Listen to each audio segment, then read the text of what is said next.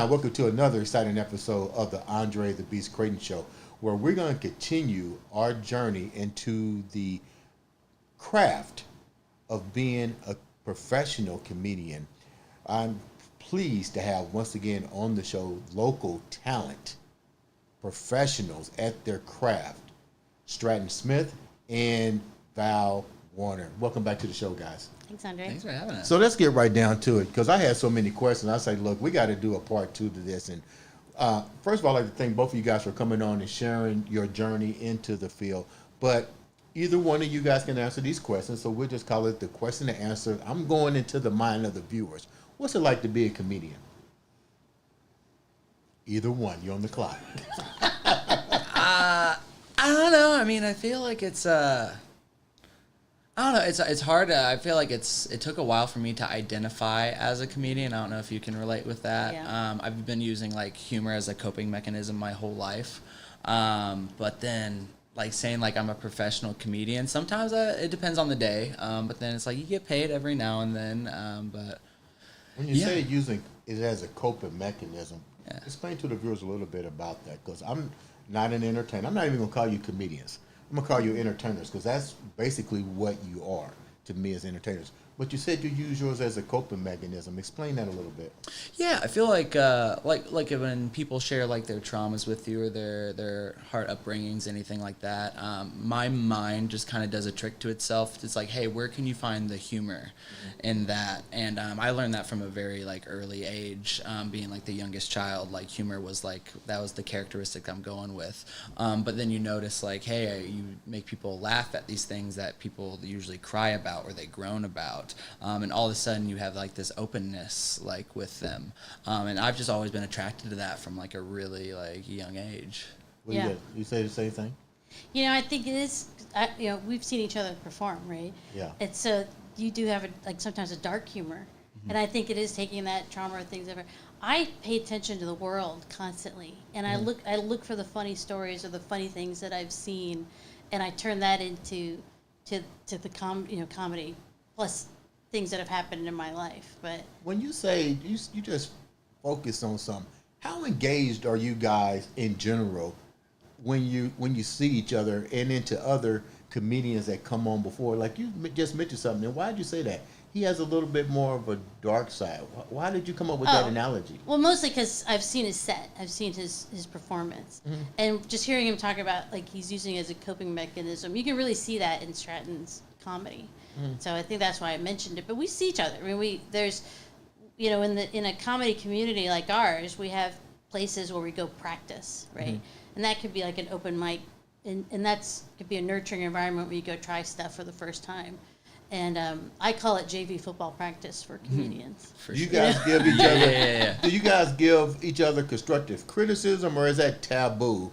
To when you're looking at another comedian. Well, I can only speak for myself, right? I try not to give unsolicited advice. If a comedian comes to me and says, "What did you think? Can you give me some feedback?" I'll do that. And but I rarely give unsolicited advice. And, why? Just out of curiosity. I don't know why. I think it's because when it's happened to me, I haven't liked it. Like I wasn't in a mindset to take criticism. Really? You know what I'm saying? How do you perfect it? Perfect your game? No, I am, but I mean, like you just get off stage. That's not the time for me to come up to me and be like, I just need a few minutes to digest it myself. Like my brain is too full to take it. But I'm always looking for people to give me feedback. What if I'm watching your set and you sucked?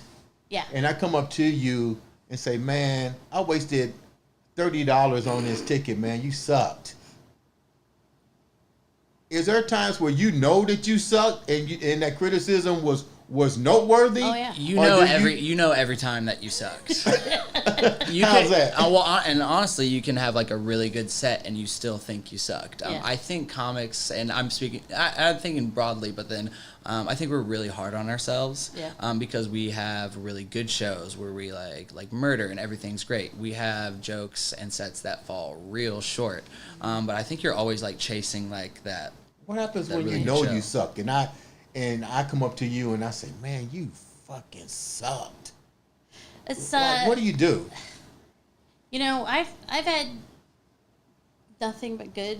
Not to say because it was me, but like I don't think people would go out of their way to do that. But I think You don't know me. Yeah, I know. People don't do that as much as you would think. People Yeah. really don't do that as much, and I think I've only been heckled once. You know, Really? I don't even remember what it was about, and I was probably making fun of white guys, and a white guy took offense to that. But no, I've just never really had that. I have had other comedians, and like I said, they'll say, "Hey, do you want some criticism?"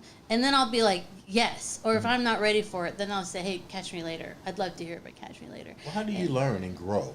You know, like if you're bad, and the whole idea, like strategy I said was growth and development.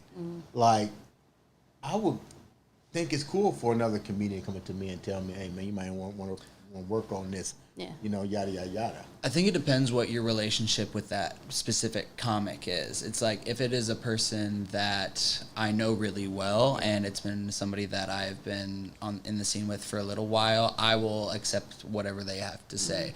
If it's some guy that's going up to every comic after the show saying like, "Hey, if you just did this with this joke and everything," I don't know your intent. I don't know what your ego is. Comics, there's usually a lot of big egos in the room. Really? There's a lot of big egos in the room, I would say. But then you find people that are like really down to earth, and I think I've Yeah. met some really really great people that have a lot of good intentions and are there because they like love comedy and they love like working on their craft. Yeah. But then you get a lot of people that are there for like different motives and everything like that. So if I get like a note from anybody, I'll probably stick it in my back head. But then if I get a note from like somebody that I've been like Terry Shepard, if he gives me a note, I'll listen to it every time. Yeah. You build your own community inside the community, and you have people that you go to say, "Hey, you just saw me. What'd you think?" Right? And I think that's how you get feedback from your own little community inside. The community. How do you guys read the crowd? You said you got heckled. How do you overcome that? How do you read the crowd? Like, I know everybody does this so differently. I do go and I look at the crowd and be like, "Oh, it's all white people, huh? Okay, I'm going to talk about my mom because they love it when I talk about agent. And if it's all young people, then I might talk about like marijuana or things like that." So that's how I read the audience. But if you read the audience, you're like, "I got nothing. I got nothing. These may not be my people," then you just. Sometimes I have to wing it and Really? just jumble up. Because in your brain, you have a file. What if I'm in the VIP front row? Are you watching me? Who are you getting your vibes from? Because are you looking out, or are you looking at the people that paid the money for these seats? I feel like when I get there, everybody is kind of like fair game. The people in the front row, like Really? I don't, because I paid a lot of money being in that front row. Ooh, what I will say is I had a show at Hoppy Wobbles, and there was one guy that just he gave like great Mormon energy. He's like talking to every single performer and everything like that. Right. So then I'm listening to what his interactions are with the people before. I need an opener to come up with and get some trust from the audience. I'm going to talk to that guy because he's been a part of the show going back and forth. Okay. So you stuff guys, like that. That's how you read the crowd. Well, and you do One of the more. ways, You yeah. do more crowd work. I do. Yeah, and I don't. And I know a lot of people who do crowd work, and they'll look for, if they want to do a joke about the tallest guy in the room, they got to find the tallest guy in the room, right? So they'll scan the room for who they want to talk about. But I don't do crowd work, so. What happens I don't if the bother, tallest yeah. guy in the room don't want to be the centerpiece? Then what happens? Then what do you guys do? That's comedy, baby. That's show business right there. You don't know what's going to happen when you do crowd work. What's the hardest thing that you had to overcome being in this industry? I took a class to become a comedian, right? And I thought that open mics in the community were going to be like class. I really did. So the first few months I thought, we're just going to go to these open mics and it's going to be this, like we talked about, give and take, where people say, you can do this better, whatever. And it wasn't like that. And it really was just people out there doing the best they can to improve their craft, but not necessarily here to help you know what I mean? They're there for each other. Yeah. But what were you looking for when you walked in there that you didn't get? what I really thought there'd be, I had stupid expectations. I was uneducated, right? I thought there'd be more people. We're both laughing. Anyway, comedians will laugh. But I thought there'd be people, not just comedians. Like, I thought there'd be an audience. And I had stupid expectations, so I didn't bother to educate myself. What would you want it to be like if you walked in? As a new comedian. Yeah. What did you want? What would you like to see happen? I don't know if it should be different. I'm not saying it should be. I'm just saying you have a different mindset. Right. And I think that was the hardest thing for me to overcome. In fact, after a month, I just stopped going to mics for like 6 months because I started reading interviews with comedians about what it was like for them when they first started. I read some books and I thought now that I've reset my expectations, then now I can go back and actually learn from all these comedians and be productive. What was it like for you? Yeah, well, then kind of piggybacking on that, I grew up like in love with, the biggest stand-up comedy geek that you'll ever meet, and you hear all these stories about people, like I came up at like this store and I was here with them, I was here with Eddie Murphy, I was here with Chris Rock, all these guys, they would pop in through, and so you're like, oh, well, that would be cool, like to see all these like new faces, and then everybody's coming in. They're talking about like the Comedy Store. They're in LA and New York. We are in Indianapolis, where there's not like all these like big major talents coming in. So then you're getting like local comedians, and an average open mic will be like 12 comics talking to 12 comics, and there's not really like any locals that are coming in to watch open mic comedy. What's the problem here that we're not getting? I saw D.L. Hughley and I can't think of the other lady name that lives up in Chicago. I mean, why aren't we driving those big names here? Well, I think when we're talking about becoming a comedian and the comedy scene, that there's, like we said, the mics that we're talking about, that's our JV football practice. You're not meant to have an audience there. You're there to practice. And thank God nobody's going to see you screw up. Honestly, thank God nobody's there. That's what I'm saying is I thought there'd be an audience, but in reality, there really shouldn't be an audience at some of these mics because you're there to practice. And some of them do have audiences, and that's the mics where I go a little bit more prepared, right? And that's great. But then you've got places that host shows, like, the big clubs, and then places that host showcases like Fountain Square or Hobby Wobbles. That is where they do get they have great names that come through, Helium and Crackers. They have really good regional comics that come through these other clubs. So I don't know if those are two separate things. Like, it's just in our smaller community where we're all learning and growing. That's where it's just us there. And that's probably how, for some of them, that's how it should be. What major headliners have you guys been on stage with? None. Really? That's who do you want to be on? Who do you want to be $100. on there with? If you had two people, let's start with you first, ladies first. You had two people that you want to be on there with. Who is it and why? Well, my favorite comedians are Joe Coy and Ali Wong. I love both of them because of what they talk about. But if I could be an opener or feature for a comedian, I'd probably pick one of our bigger local ones like Alex Price. Why? Because he knows me. And if I got to open for him, he is somebody I could go and say, what could I have done better and how could I have learned? So I'd want to open for somebody that I think I could actually, I have a relationship when I could learn from. But I think when opening for a big name, I think I'd be so starstruck. I'd be afraid I wouldn't do a good job, Yeah. But, what about you? Well, we were talking about it. I'm really happy I haven't opened up for a big headliner or anything like that at this point, because I don't know what I would do with that information. I think I'd still be in my starstruck and not like a, hey, what can I do? But I think if I had to open for anybody, I'd love to open up for Jeselnik. Like Anthony Jeselnik is one of my like heavy hitters. But it was funny because I had my comedy special, Child of Divorce, and I had an amazing opener, David Brooks, who is one of the big like top dogs in the indie comics. The next weekend, he opened up for Anthony Jeselnik, who is like my like mecca in like comedy writing. Right. And so I'm like, oh, I'm like that far away, not because of me, because of David work and the fantastic work he's doing, but I'm like, you're not as far from your dreams as you think, kind of thing. When somebody's trying to get into this field, what are some of the difficult avenues and turns that they have to deal with, that you guys had to deal with? Oh gosh, I think it is because it is a tight knit community, and really just learning how to. For me, it was going from an engineer to being a comic, right? So I would say that first month, I was still in that very much in an engineer mind, where you try not to be as emotive, and you're just studious, right?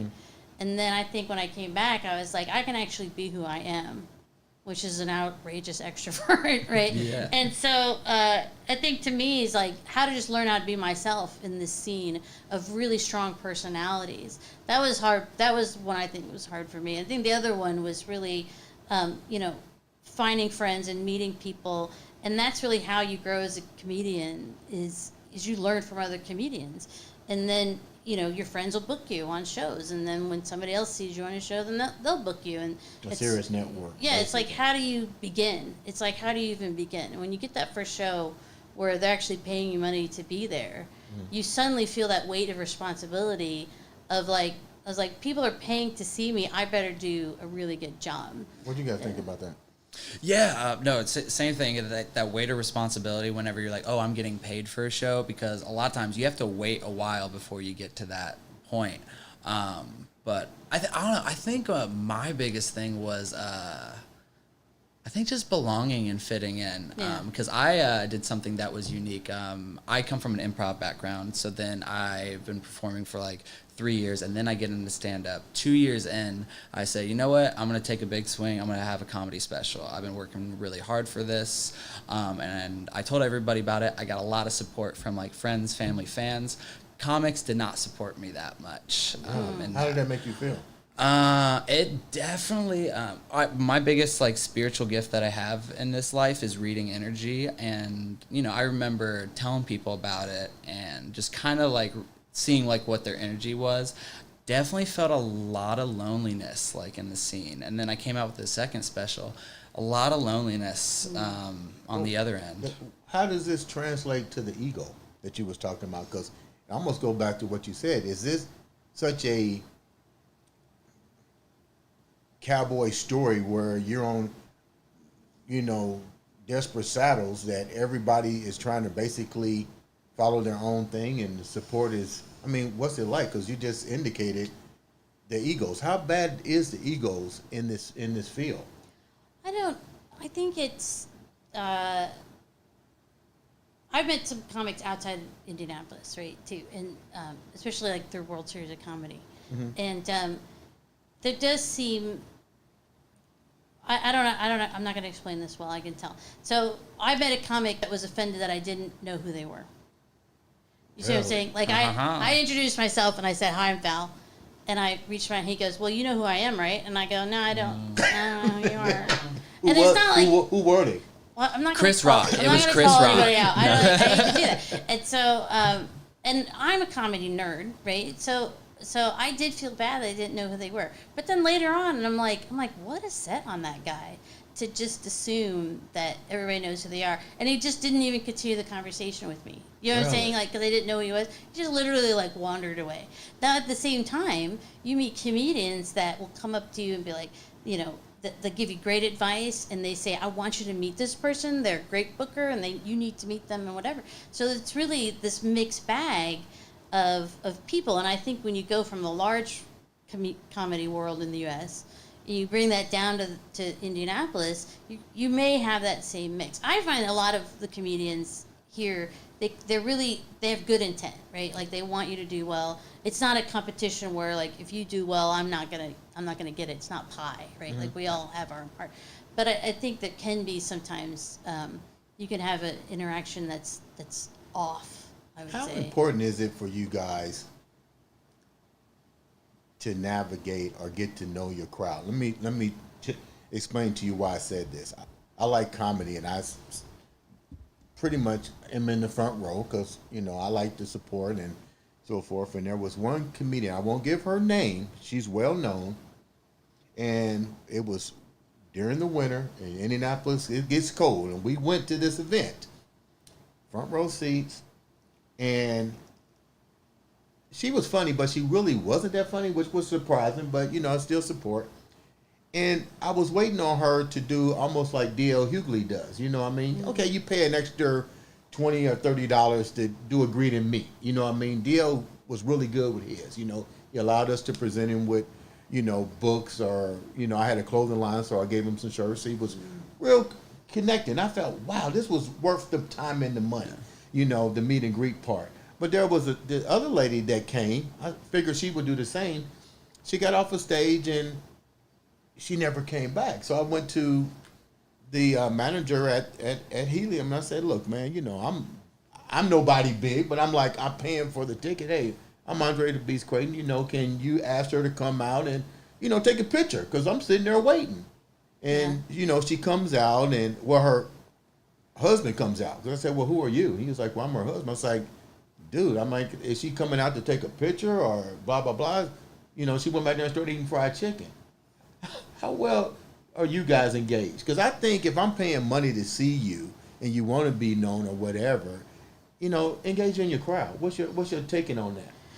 I think it comes down to crowd expectations at the same time too. So then you're a guy that's coming front row. It's hey, I want to be right in front of the action and everything. Well, there was other people there that wanted to meet and greet with her too, and it's just she just the cartoon exit stayed left. And Did you pay for DL Hughley meet and greet? Yeah. Well, I'd say because meet and greet is kind of I feel like that's kind of a new thing.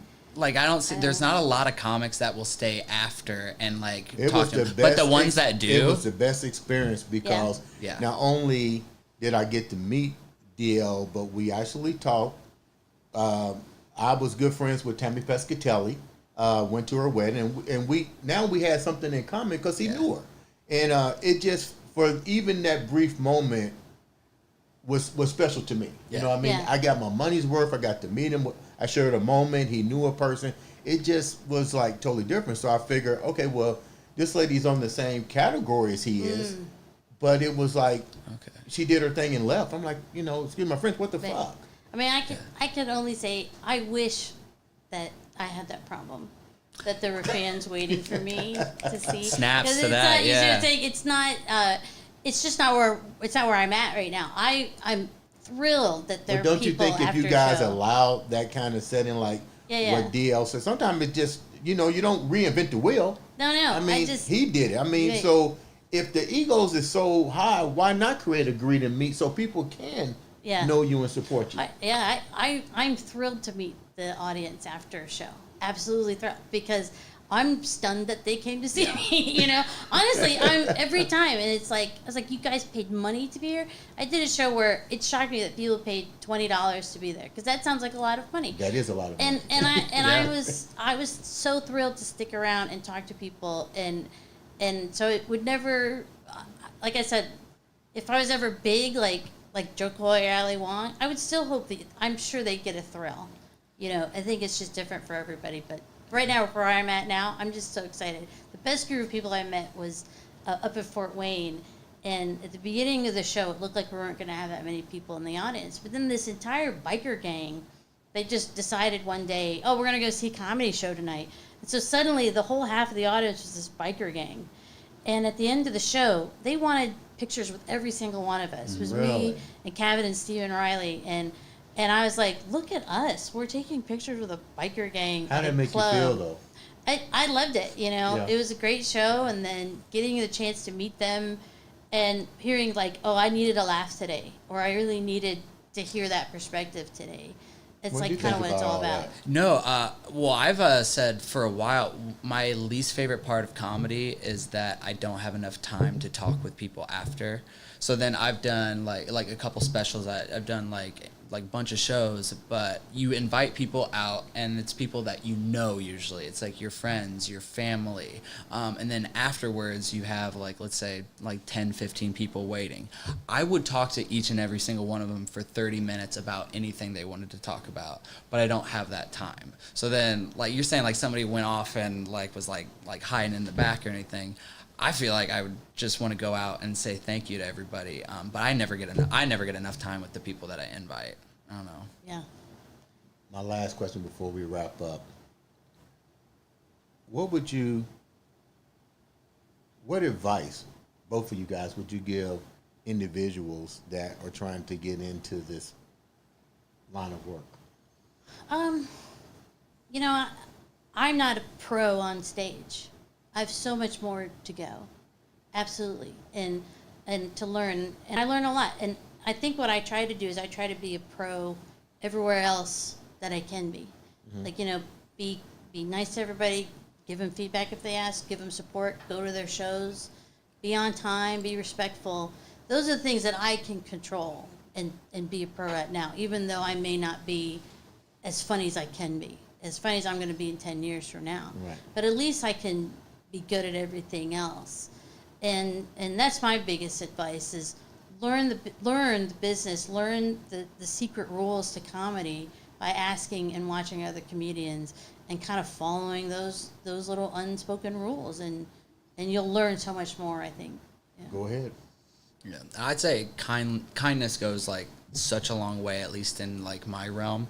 If you can be kind and, you know, listen to people's sets and like support your community, that is huge. But the biggest thing I think is comparison is the biggest thief of joy. If you're looking at your neighbor next door and you see how many shows they've got, mm-hmm. they're posting shows, they've got all this, and you're saying, hey, I should be doing that, you are supposed to go out on. How can the viewers reach you? Viewers can reach me at Facebook, Stratton Smith, and then on Instagram at WeirdStrat. How can the viewers reach you, Val? I'm Val.Werner, WERNER.comedy at all social medias. Ladies and gentlemen, this has been another exciting episode of the Andre the Beast Crayton Show.